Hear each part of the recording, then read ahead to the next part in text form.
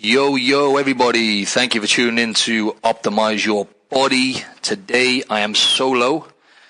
Going to be dropping some gems down on how to build your abs, or how to at least have a, let's say, respectable midsection. Who does not want a good-looking waistline? Let's face it, it's easy on the eyes. It's a sign, above everything, it's a sign of good health.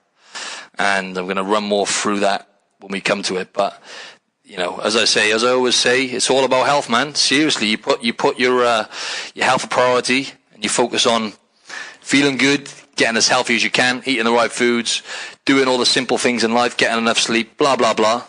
You're going to get that midsection.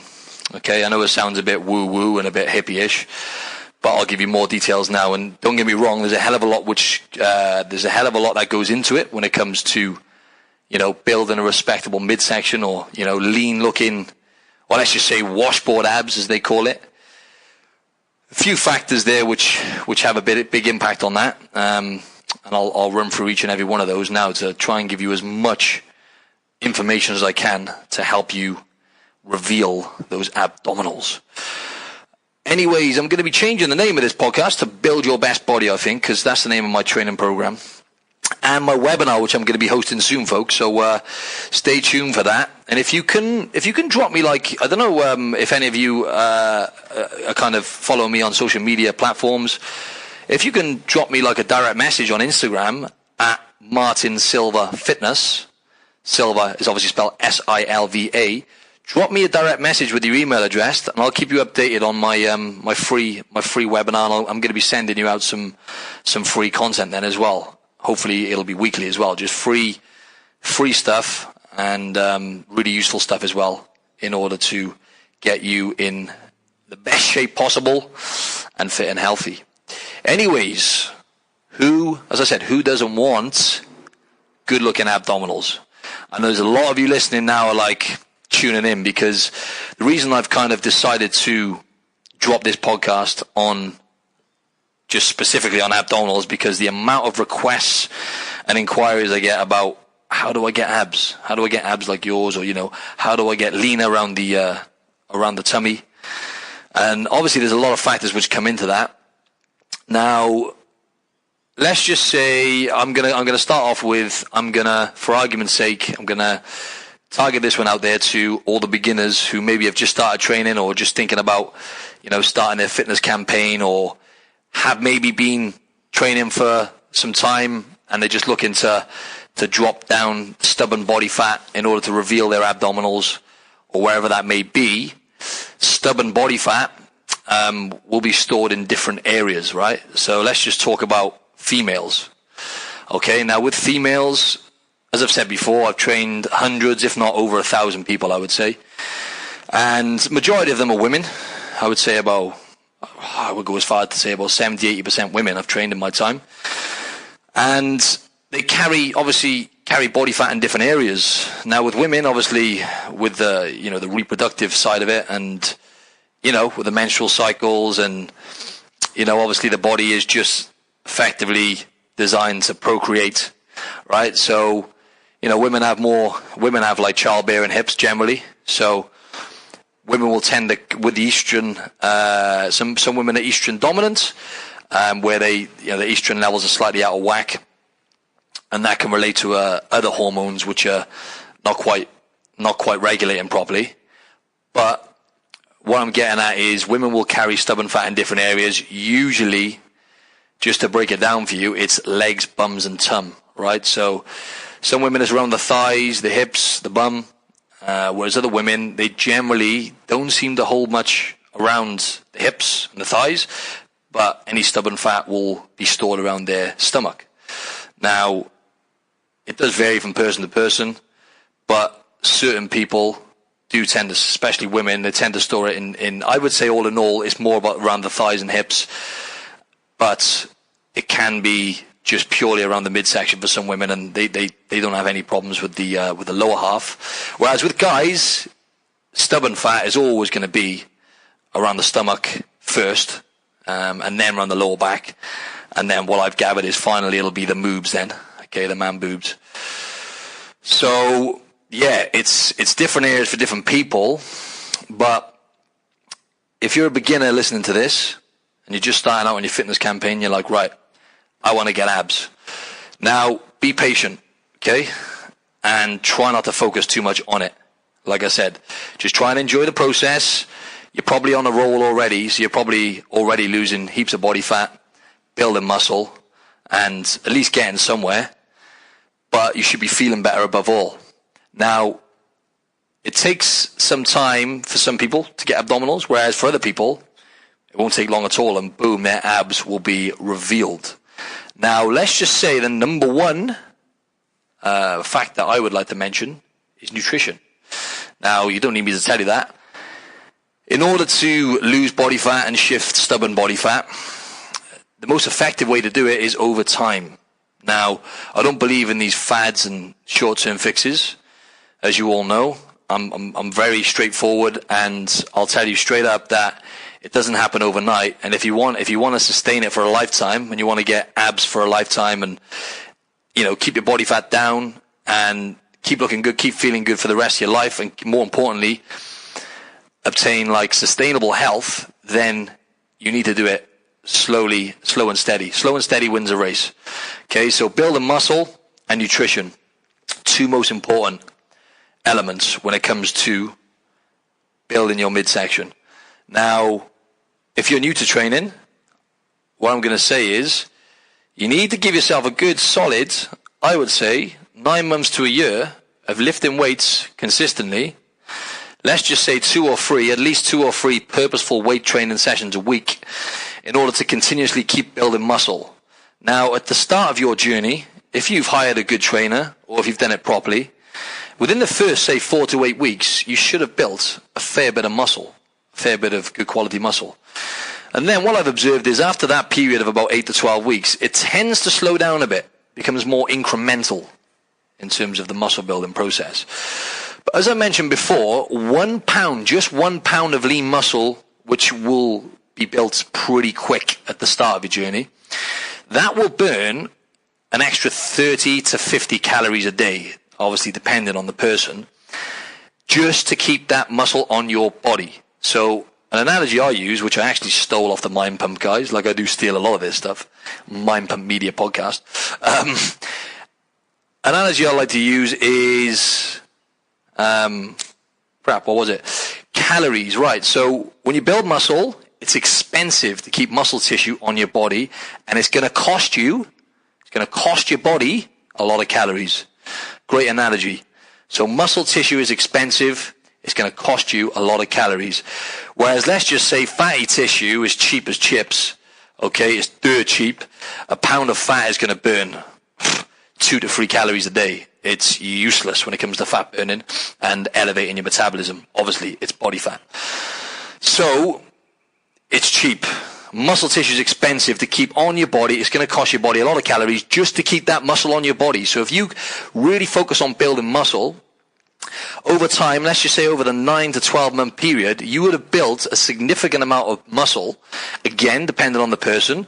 Certain people are blessed with godly muscle building genetics, right? And they will just build muscle like there's no tomorrow, and their shape will transform really fast.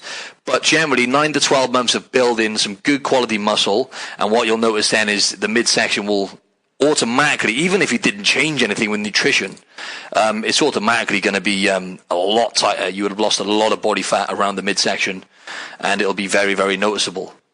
Now, when it comes to nutrition, the best way to obviously reveal your abs, I mean, you're going to need to put yourself in a calorie deficit at some point to get leaner. Now, I don't always recommend this if you're new to training. I never ever like to put people straight into a calorie deficit. I like to build their metabolism up first. I like to lock them in. I like to try, it doesn't always happen, to lock people in for, say, at least 2 to 3 months. So I can get them tracking their calories and figure out what's going on there and what kind of foods they're eating. But initially, I like to get them to eat a decent amount of calories and just focus on building muscle. Because if you go into too much of a calorie deficit at the start because you want to get leaner, then guess what? You're not going to build muscle as fast. You're going to put your body under a little bit too much stress.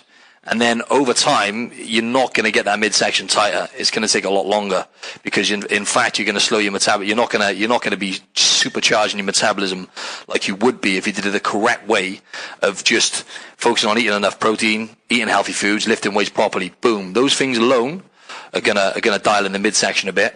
But yeah, once you've you've done a good few weeks of lifting weights and you feel good, you build some muscle, then you can put yourself into a calorie deficit. So you need to be essentially burning more calories than what you're eating in order to lose body fat, right? To get leaner. Now, I'm not going to go too much into detail because I don't want to confuse you, but you need to be eating a sufficient amount of protein. Now, again, it depends on the person, but generally, if I've got someone lifting weights with me, doing a couple of PT sessions a week, or even if it's an online client, I'll get them following. If it's an online client, I'll get them following my program, which is it's a 9-week program. The first one is, and it'll take you through 3 different phases of lifting weights. And then what you're going to get out of that is you're going to be building muscle, obviously, but then if you dial the nutrition in and you eat sufficient protein, now again, it's going to depend, like I said, on the person, but you want to generally, I try and get people to target 1 gram of protein per pound of body weight to start with, and then I can alter it as we go when necessary. So yeah, if you can aim for like 1 gram, I always call them pounds, I don't know why I do, it's the American way, but 1 gram of protein per pound of body weight. If you can average that, over the space of a week, so let's just say you're averaging per day, if you're weighing in at around, in kilos, let's just say like 60 kilos, okay, then there's 2.2 pounds in a kilo. So what would that be in pounds? 60 kilos, 120 pounds. Let's just say around about, not the best of maths, 140 pounds. So that means you would need to aim for around about 140 grams of protein. Right, that then is going to make sure your body is, you got sufficient amino acids to repair the muscle tissue and also to charge your metabolism, because protein takes up a lot of energy to digest. Okay, so that alone is gonna help you lose body fat. But yeah, so you could call it thermogenic.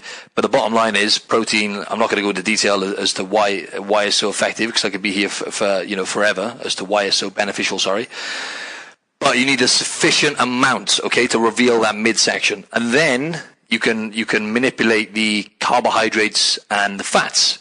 So you can do carb cycling, which is very effective.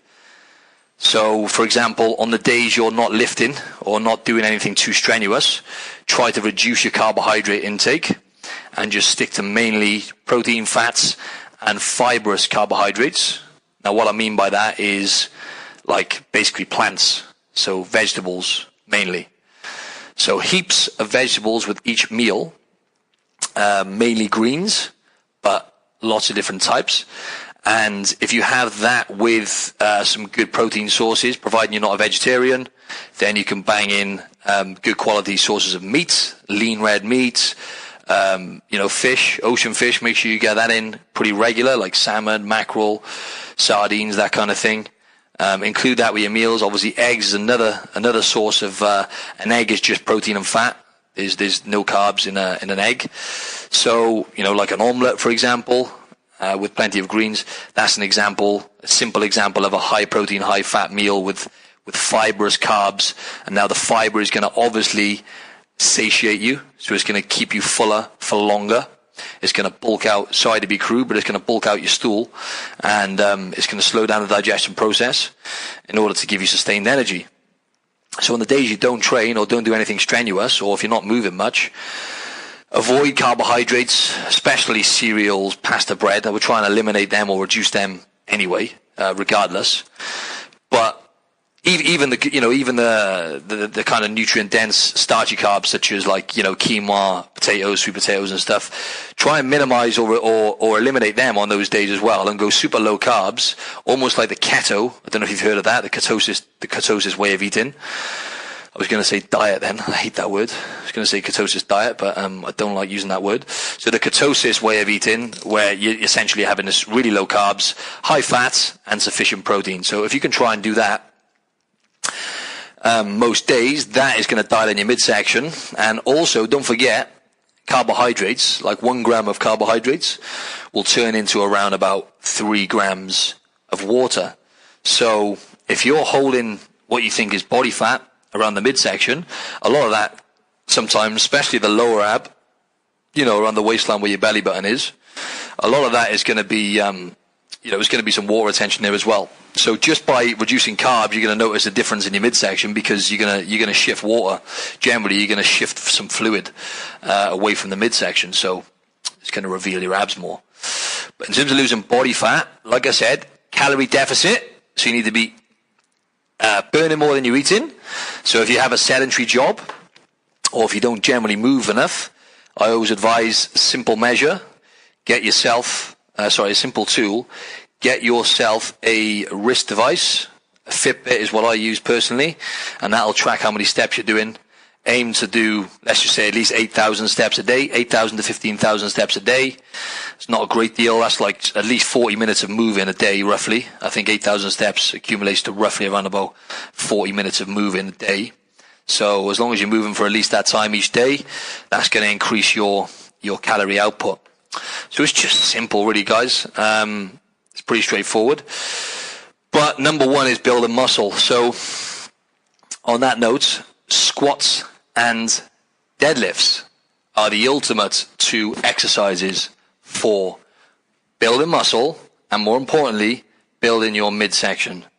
If you ask me, in terms of actually shaping your midsection and making your abdominals more prominent, I don't think anything is gonna outdo squats, because it's the king. It's the king. Squats are the king. So if you learn how to squat properly with good technique, or at least reasonably good technique, should I say, that alone is gonna definitely gonna help you progress around the midsection.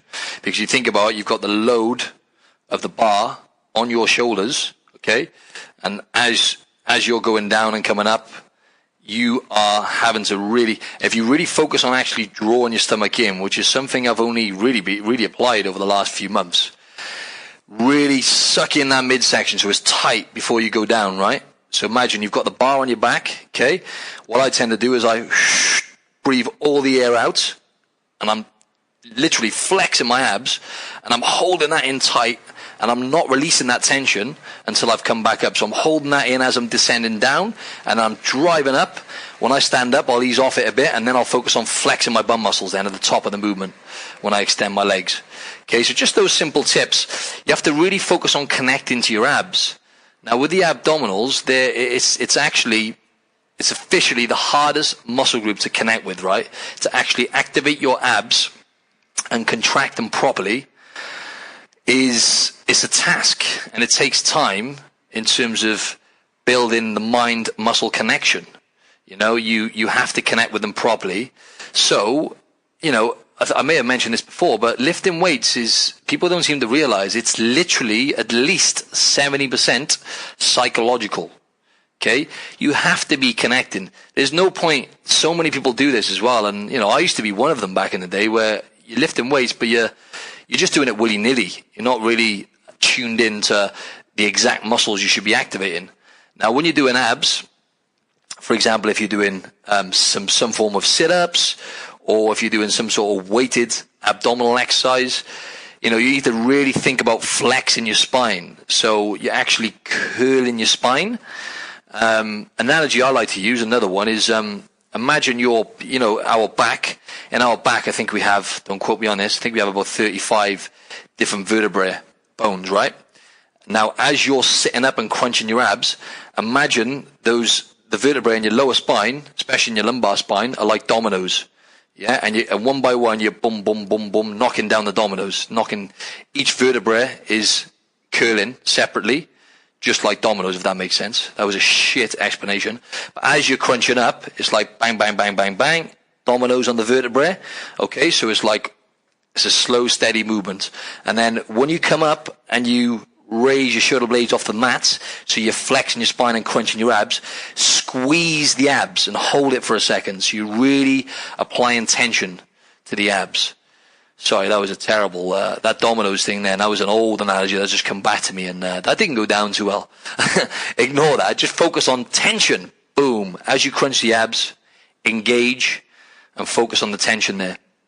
And talking about weighted abdominal movements is so important. I mean, the abdominals are no different to any other body part, right? So what I find fascinating is because we, like I've said before, most of us are brainwashed in terms of like doing things correctly in the gym. Now, I see heaps of people doing hundreds of reps or hundreds of crunches and lots of reps on the abs with no weight whatsoever, thinking that is going to get their abs more prominent and build them. That's incorrect, unfortunately. As much as doing bodyweight stuff can be effective for a short period of time if you're a beginner, nothing is going to trump doing weighted abdominal movements. So, for example, like one of my favorites is crunches with like a medicine ball.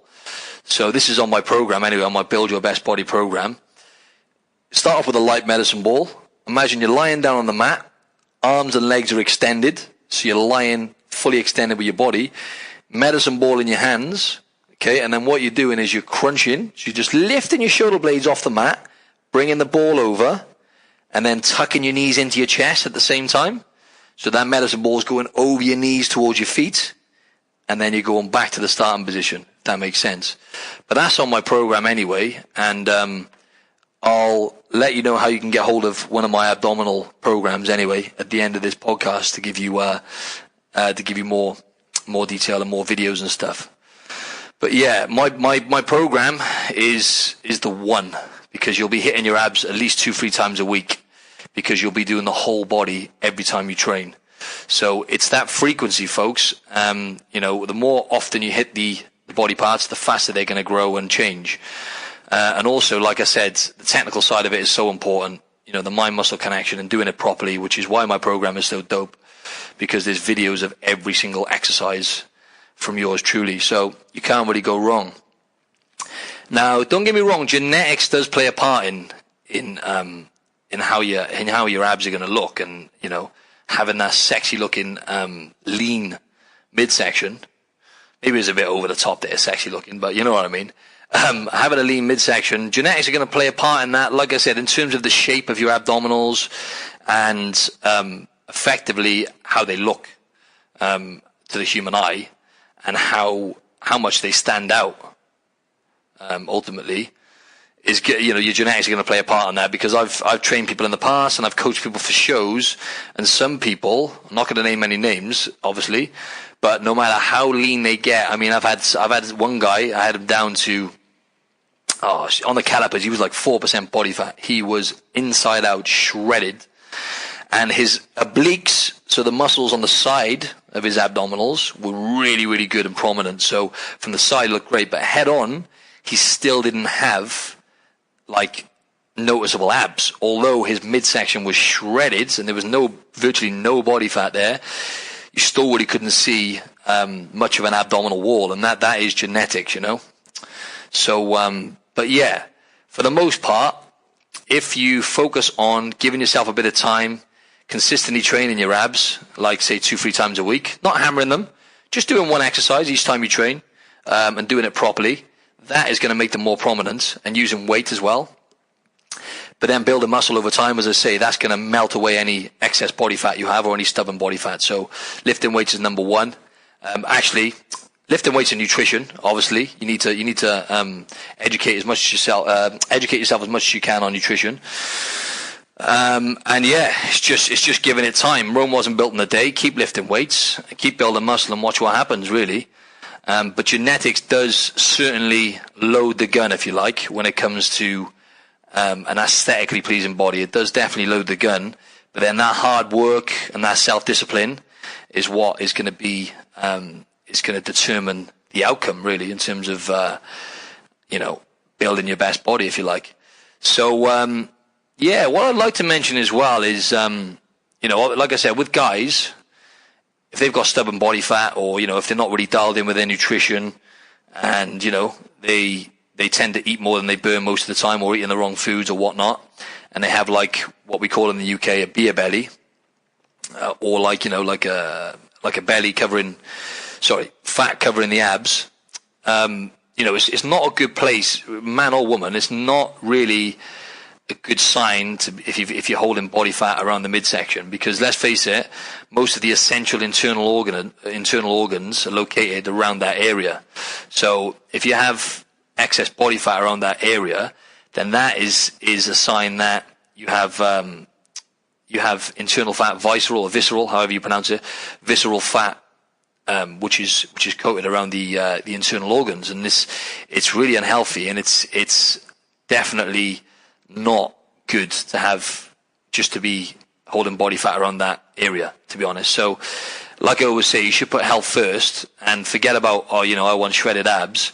Just check yourself, and if you are, I don't mean to be kind of patronizing or shoot anyone down, but I'm here to help, and I'm just making you aware that if you do have body fat around that area, then focus on doing something about it for health purposes, because long term, it's not going to do you any favors. You're going to put yourself at risk for all different types of health ramifications going forward. So the main driver for you should be, okay, health. I don't want to be diagnosed with something or put myself, in a position where I've compromised my health from simply not really focusing on my health and shifting the body fat around that area.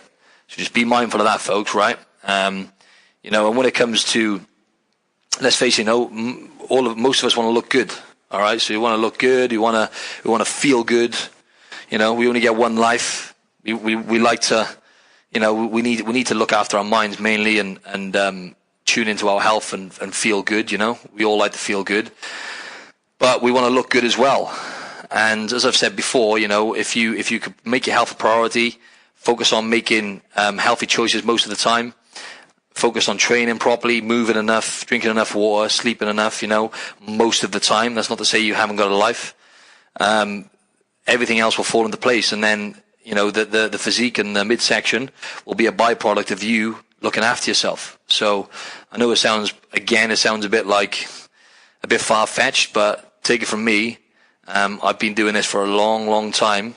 And when you get to that level where things are just falling into place, you have abdominals without even thinking about it. You're not, you don't have an eating disorder and a major body image issue like I used to have. Obviously, I've still got that. It doesn't go overnight, but the abdominals are there now as a byproduct of looking after myself and not overeating. I still do overeat, maybe once or twice a week, but most of the time, like I said, 70-80%. Well, as I say, 80-90% of the time, I'm pretty on point with living a healthy lifestyle. So that's the most important thing, really. And as humans, we want to be.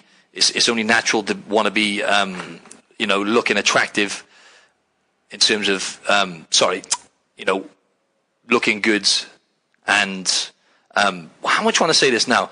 We want to look good in terms of the opposite sex. We want to be. All of us, it's an evolutionary thing. We want to look good. We want to feel good when it comes to shit. What am I even trying to say here? It's an evolutionary thing, right? So if we go back in time, millions of years ago, now a sign, if you're not carrying much body fat around the midsection and around that area, it's a sign of good health, right? So it is going to be more attractive if you're not holding fat around there, around the abs, or mainly around that area. If you haven't got excess body fat around there, it's a sign of good health, So it does make us more appealing to the opposite sex. Not that really matters to a lot of people, but you know what I'm trying to say here. Most of us like that feel-good factor, so that should be a good driver for you to shift body fat. Just it's a sign of good health. So that alone is a good indication. So yeah, that was a bit of a weird rant, but there we go. It's very, very different when you haven't got anyone to conversate with on a podcast and bounce back and forth. But it's like you just sat here talking to yourself. Very interesting experience, but I'm always up for a challenge. But yeah, another thing is rotational movements as well. So I was talking about obliques, and there's nothing better than good set of obliques. So, you know, the muscles on the side of your waistline. If you look from the side, you have like, you'll have the obliques, right? Now, they look great when you have prominent obliques. But more importantly, in order to keep stop you from getting injured and keep your core healthy, if you like, and strong, because let's face it, later down the line, strength is so important, people. Please don't neglect it. But talking about the core, having a strong core is going to mitigate any kind of ailments going forward, any injuries, or it's going to make you a lot less prone to getting injured and putting your back out and putting yourself out of action if you're doing functional rotational movements. So, for example, twisting movements. Now, I don't know if any of you have used like a pulley machine or like resistance bands or anything like that, but just twisting from side to side. For example, I'll try and explain it now. Pulley machines, you know, like the cable fly machines in the gym. If you set one of them up, so you've just got one handle connected to it, and it's like in line with your chest, the handle is. Grab the handle with both hands. Okay, so put one hand on the handle, and then seal the other hand with the other hand. If that makes sense. So you've just got two hands gripping it tight. Keep the arms straight and just rotate right the way around. So twist right round with a light weight and draw the stomach in as you're doing it.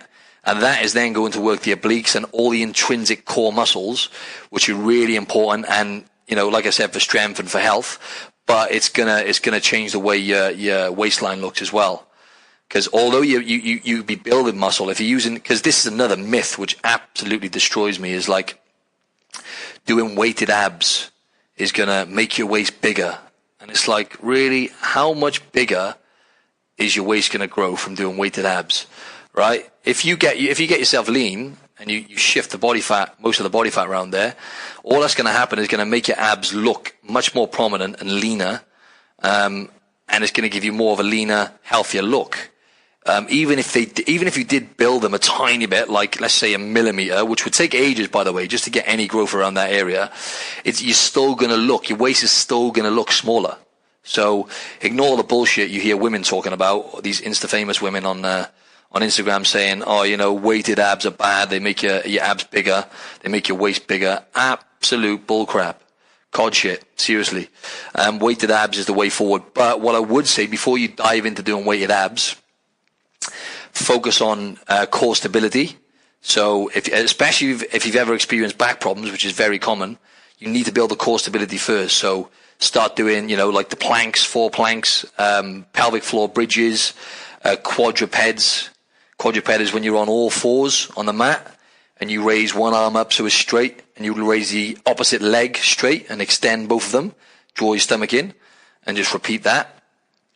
But yeah, I have an abdominal program anyway. So like I said, if you want to drop me an email, martinsilva@hotmail.co.uk, I can fire that over to you. It only costs like £10. How much is it? It was like £6, about $10 Aussie dollars, so about £7 or something like that. It's only cheap. So find me over a message and I'll get that over to you. That'll help you learn more about the correct exercise to do with the correct technique.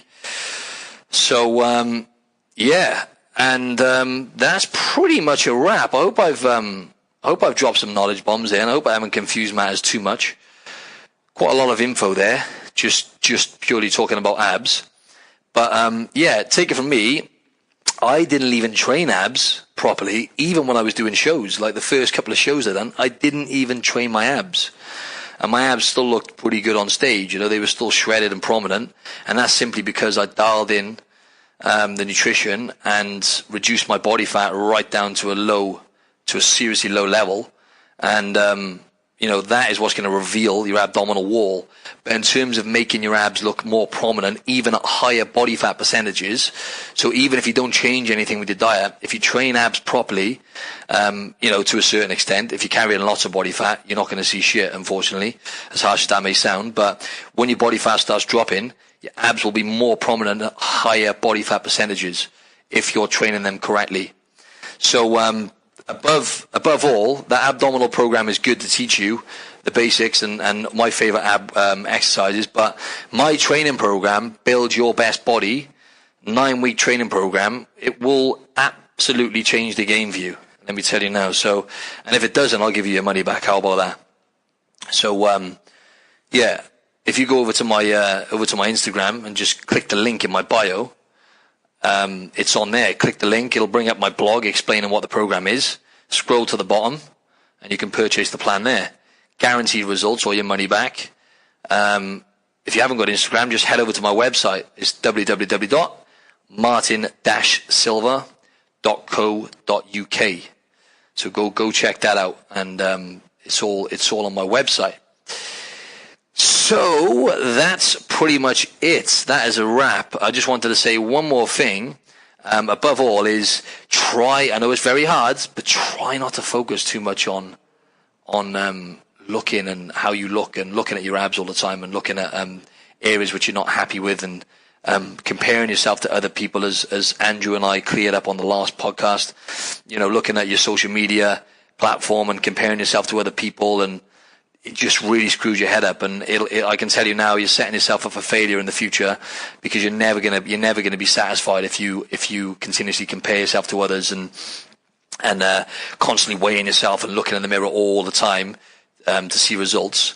It's perfectly normal to check yourself out from time to time. Obviously, I do that, as all you know, as everyone knows, based on my Instagram, but nowhere near as frequently now. So just try and focus on, like I said, doing the focusing on health and making healthy choices and trying to integrate training as part of a healthy lifestyle, rather than busting your balls and chasing your tail, doing crazy